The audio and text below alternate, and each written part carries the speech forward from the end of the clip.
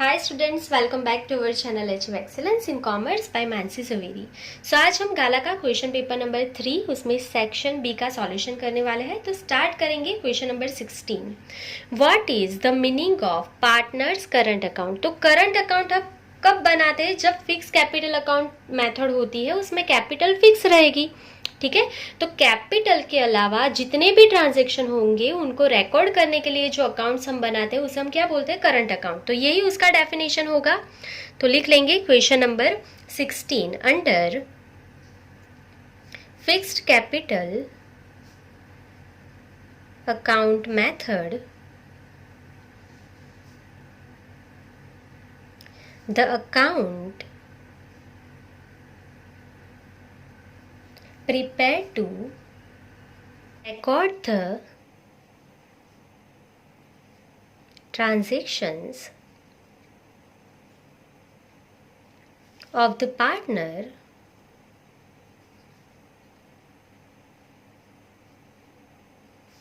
with the partnership firm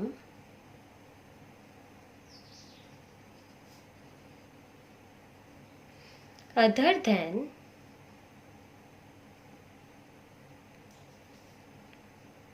permanent capital is known as current account।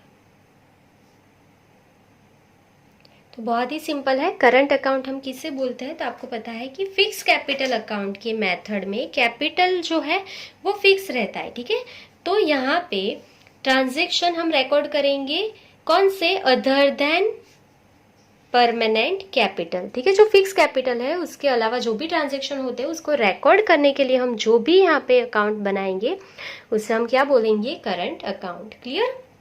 चलिए next number 17। Give the formula of capital employed. Capital employed का formula लिखना है। तो आप सबको आता है कैपिटल एम्प्लॉयड।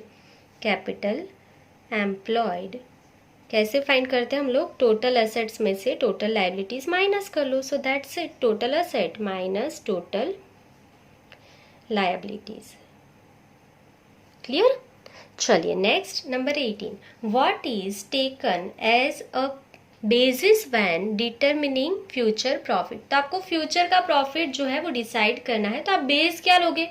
तो प्रीवियस ईयर का प्रॉफिट, पास्ट में जो भी प्रॉफिट हुए हैं उसे ही कंसिडर करेंगे ना। क्लियर? तो वही हमारा आंसर है number 18। Past years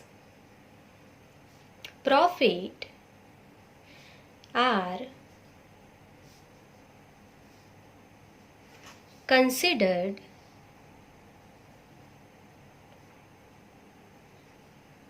as the base while determining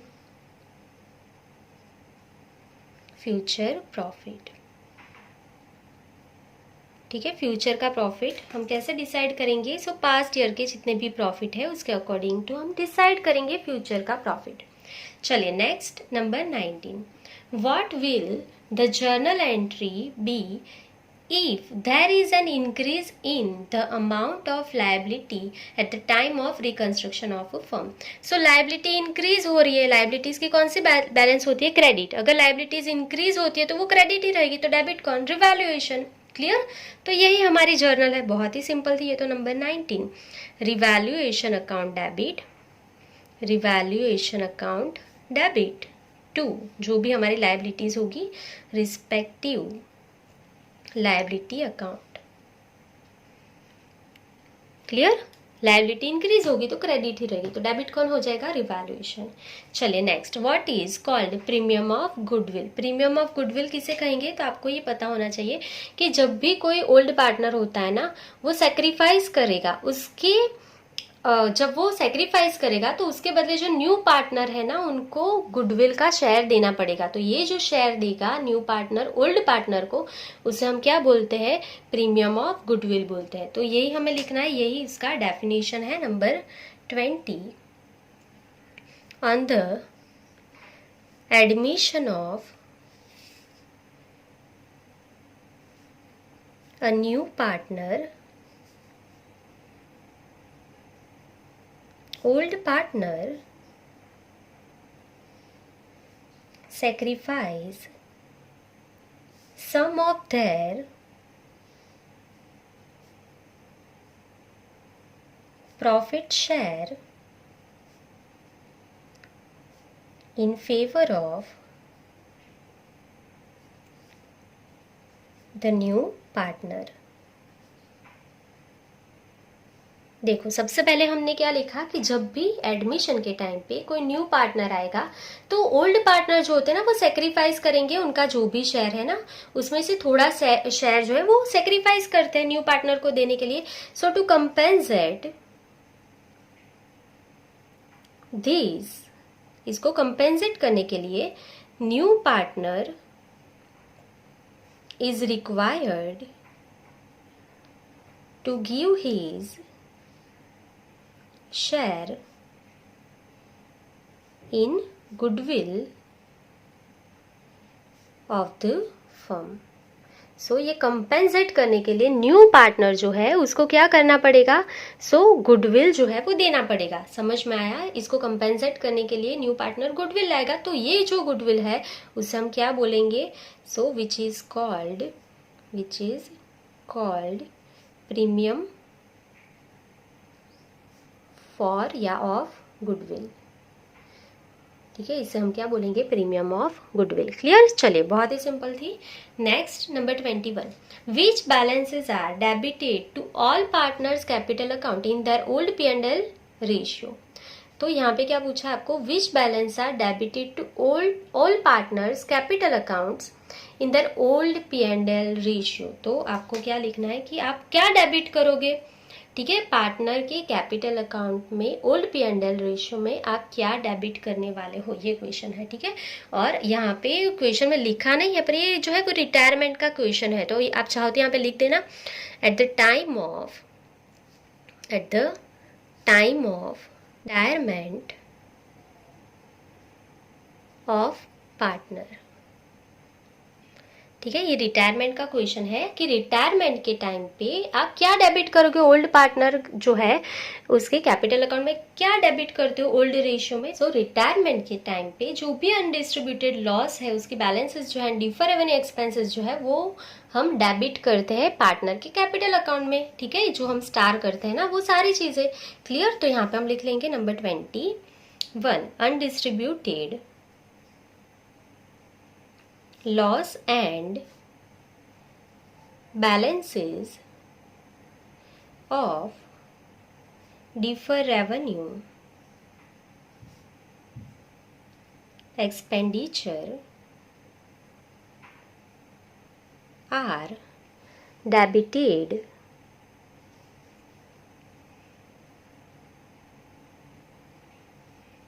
to all partners capital account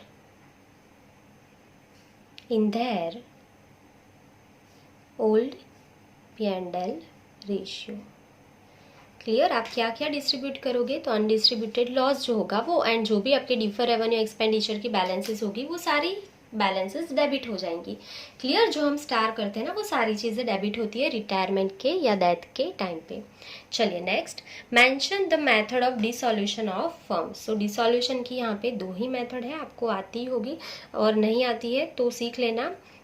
7th lesson में हमने पार्ट 1 में अच्छे से एक्सप्लेन किया है methods of dissolution of partnership firm.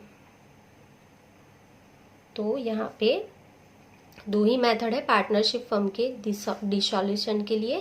तो सबसे पहले कौन सा है, सिंपल डिसॉल्यूशन, एंड दूसरा है dissolution under court.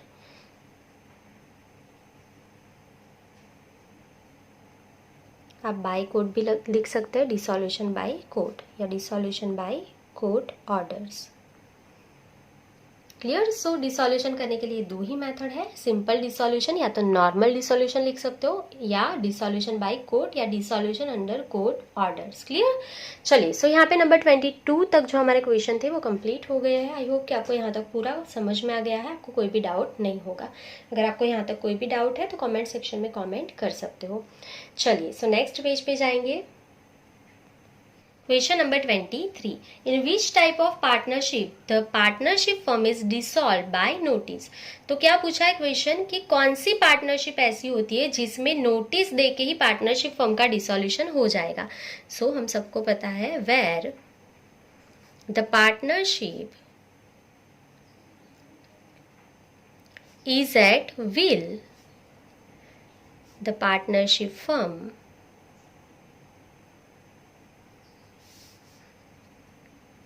is dissolved by notice। ठीक है, जब भी पार्टनरशिप फर्म जो है वो विल पे होगी तब आपका जो भी फर्म है वो नोटिस देके डिसॉल्यूशन हो जाएगा उसका। चलिए next number 24, received premium on share is called which type of profit. तो देखो अगर आपको शेयर पे प्रीमियम का पैसा मिला है तो वो कौन सा प्रॉफिट होगा, कैपिटल या रेवेन्यू। तो ऑब्वियसली शेयर का प्रॉफिट आपको रेगुलरली नहीं मिलता है, प्रीमियम का प्रॉफिट, तो वो कौन सा हो जाएगा, कैपिटल प्रॉफिट हो जाएगा। ठीक है, रेवेन्यू मतलब जो रेगुलर मिलता है और जो रेगुलर नहीं होता है वो कैपिटल प्रॉफिट होता है, तो ये कौन सा है, कैपिटल। सो लिख लेंगे received premium on share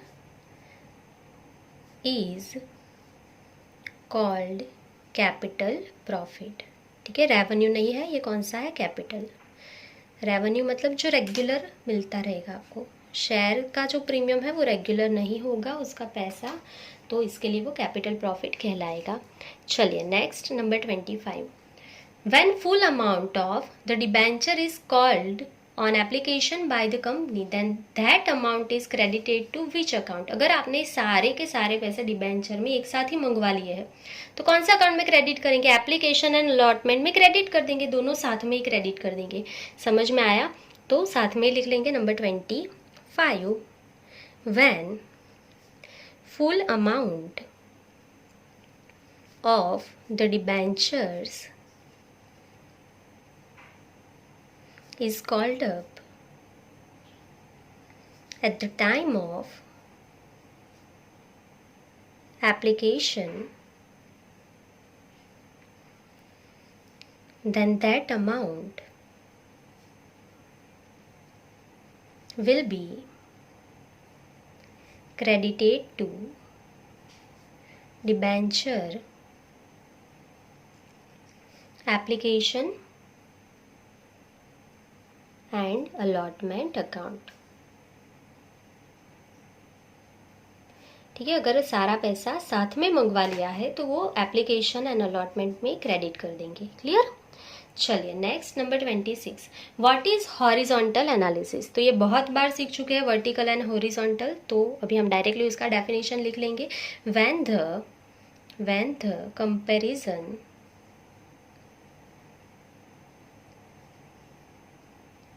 of financial statement of all different years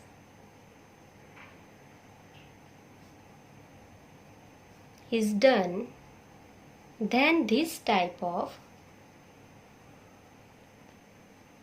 analysis is called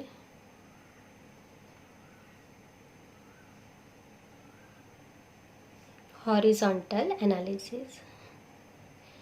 ठीक है, हमने पूरा सीखा ही है हॉरिजॉन्टल वर्टिकल। अगर आपने पूरा सीखना है, आपने नहीं सीखा है अभी तक, तो आप चैप्टर 4 के पार्ट 1 में सीख लेना।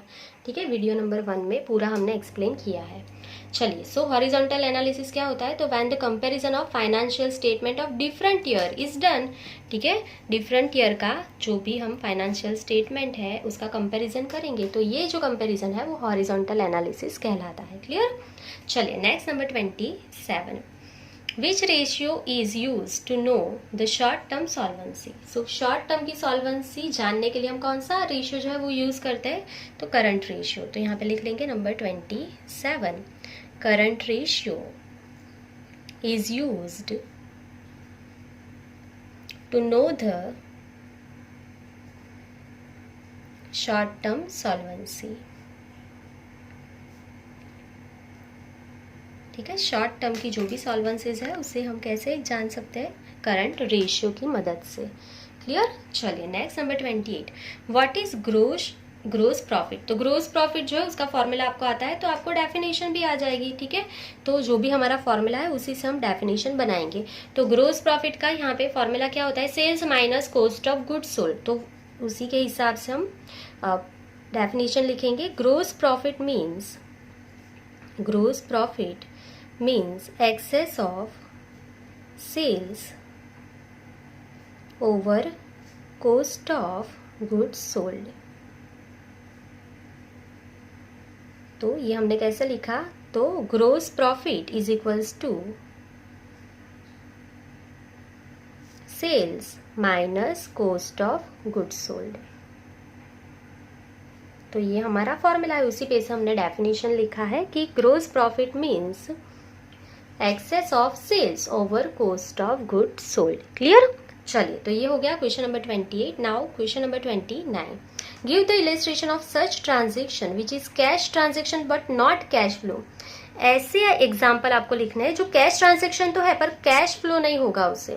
तो कौन से, या तो आपने कैश जो है वो डिपॉजिट कराई बैंक में, या तो आपने विड्रॉ किया, तो कैश ट्रांजेक्शन होता है पर उससे कैश फ्लो नहीं होगा आपका। So number 29, cash deposited with bank or cash withdrawn from bank is illustration of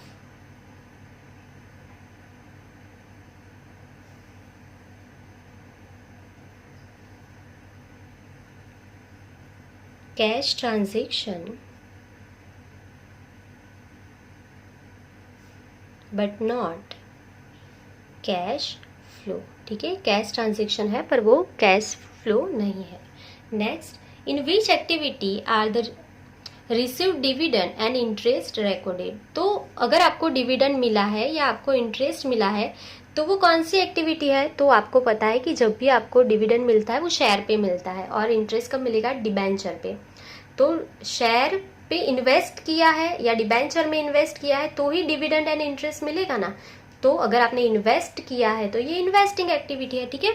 तो ये ऑपरेटिंग एक्टिविटी भी नहीं है, ये फाइनेंसिंग एक्टिविटी भी नहीं है, तो ये कौन सी हो जाएगी, ऑपरेटिंग एक्टिविटी, इन्वेस्टिंग एक्टिविटी, क्योंकि आपने इन्वेस्टमेंट किया है ना शेयर में एंड डिबेंचर में, तो ही आपको डिविडेंड एंड इंटरेस्ट मिलेगा। So number 30, received dividend and interest are recorded in investing activity। ठीक है, क्योंकि हमने शेयर एंड डिबेंचर में इन्वेस्टमेंट किया है तो वो कौन सी एक्टिविटी हो जाएगी, इन्वेस्टिंग एक्टिविटी। क्लियर। चलिए, तो यहाँ पे आपका क्वेश्चन पेपर नंबर 3 जो है वो कंप्लीट हो गया है। आई होप कि आपको पूरा समझ में आ गया है, आपको कोई भी डाउट नहीं होगा। सो आज के लिए बस इतना ही। Thank you for watching, keep learning, take care.